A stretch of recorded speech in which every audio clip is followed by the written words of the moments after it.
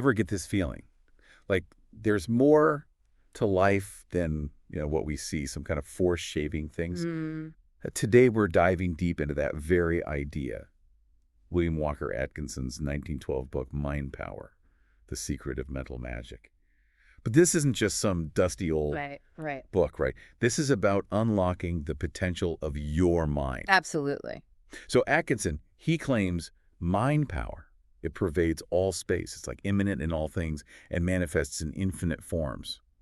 Infinite forms, I don't know about that, but Yeah. he's definitely onto something. What do you think? Well, he's tapping into something bigger than just self-help, right? Even scientists like Haeckel, way back when, they were saying even atoms have this basic sensation and response. Mm-hmm.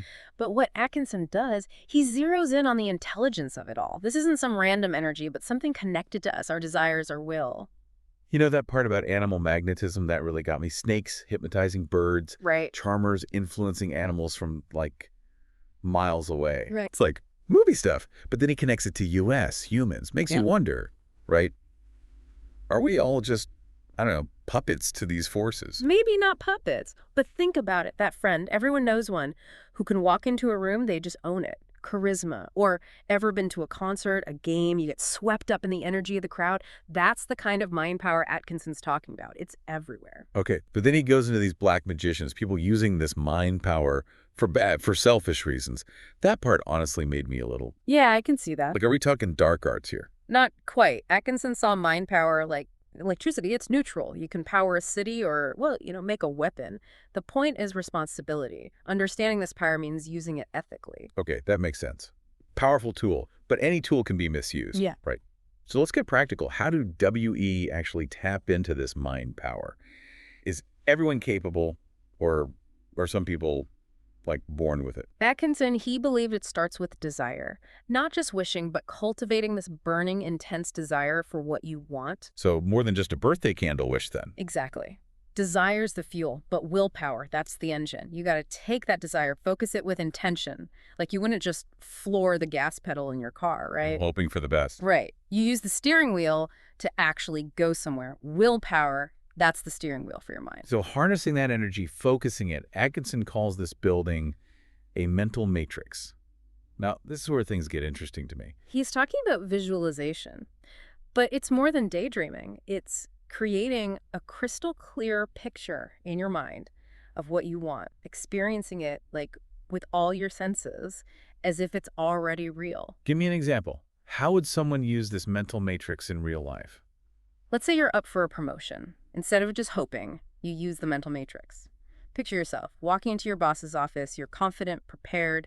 You see yourself speaking clearly, saying why you deserve this. And then you hear those words. You got the job.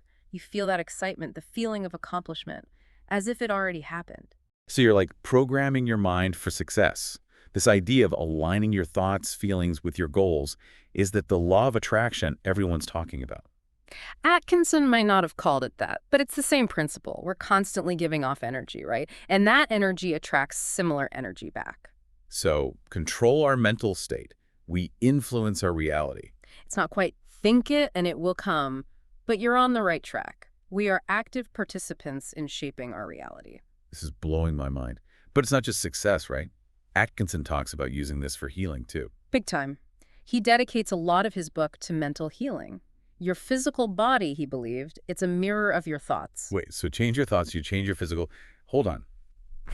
We can heal ourselves with our minds. How does that even work? He breaks it down into two ways. First, general treatment, shifting your whole mental state to a positive one. Cultivating peace, joy, gratitude, all those good vibes. Okay, that makes sense, I guess. What's the second kind? This is where it gets interesting.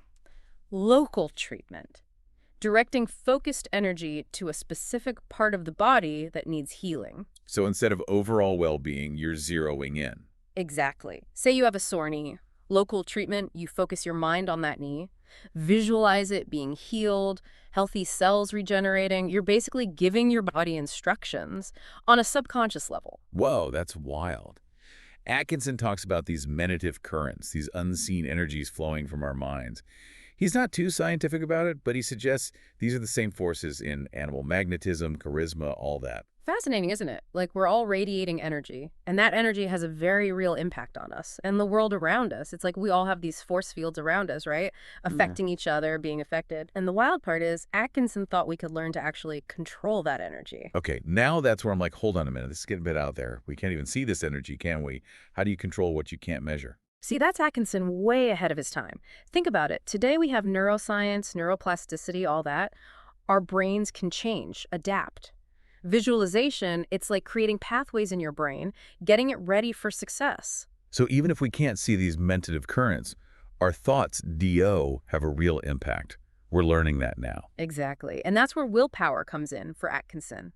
It's the key. It harnesses that mind power, points it at your goals, healing, success even, he says, influencing others. He mentions those black magicians again with willpower.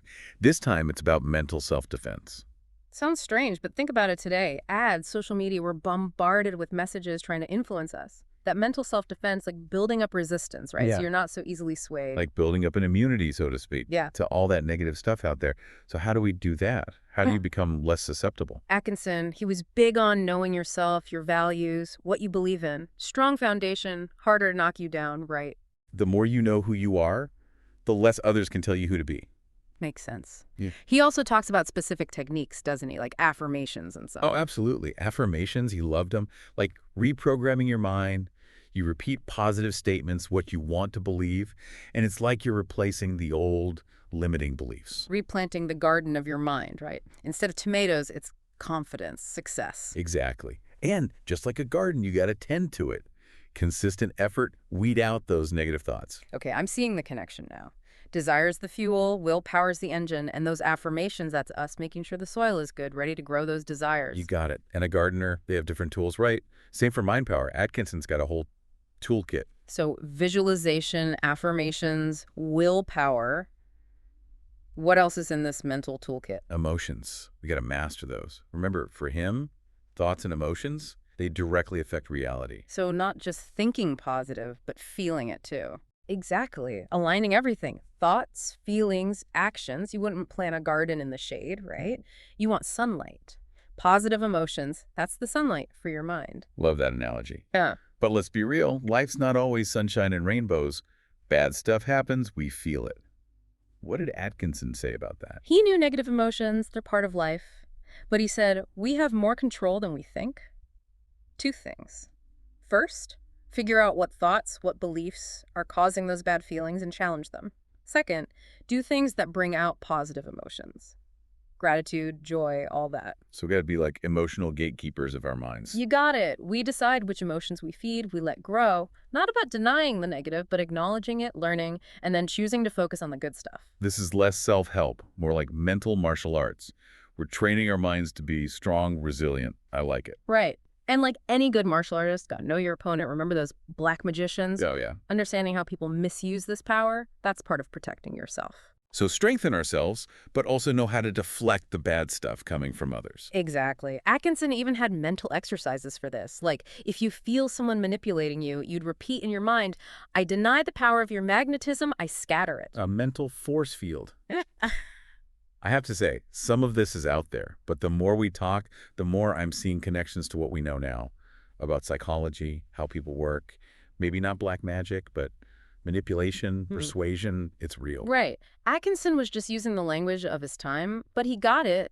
Our minds are powerful. And with knowledge, with practice, we can use that power for good, for ourselves, for the world. It's like they say, right? Knowledge is power. Yeah. The more we understand how our minds tick, the better we can handle, well, everything life throws at us. You know. Absolutely. And Atkinson, he took it even further. He talked about this second plane of existence, like a whole realm of energy, vibes that we can't see or hear, but our minds can access it. Okay, now we're going full on Matrix here. Second plane of existence. Gotta break this one down for me. Think of it like a radio wave. Can't touch it, smell it, but it's there, carrying information, right? Atkinson thought our thoughts, our emotions, they work on a similar level. A kind of subtle energy, but it interacts with our world, with reality. So like my thoughts, they have this energetic reality, They're not just stuck in my head, they're making waves on this other plane. That was his idea. And like radio waves, they can interfere, right? Cause static. Our thoughts and emotions, they can clash, they can harmonize on this second plane, and that affects us out here in the real world. This is wild. Didn't he claim he could actually see this energy? Like auras and stuff? He did. He described seeing colors, shapes, like a swirling, kaleidoscope of light. Now, that might sound out there, but even today, there's some interesting stuff with science. People who meditate, some studies show changes in their brain waves, even their electromagnetic fields. So maybe not everyone's seeing auras, but what Atkinson described, it could be real on some level. Like our minds are creating these fields that science is just starting to understand. Right. And here's where it gets really interesting. Atkinson, he thought we could learn to sense this energy ourselves. With practice, with training. He even said we could create what he called thought forms, these bundles of mental energy, and they could influence things, even other people's thoughts and feelings. Wait, hold on. So you're saying, like, I could send good vibes to someone just with my mind? That's simplifying it. But yeah, basically.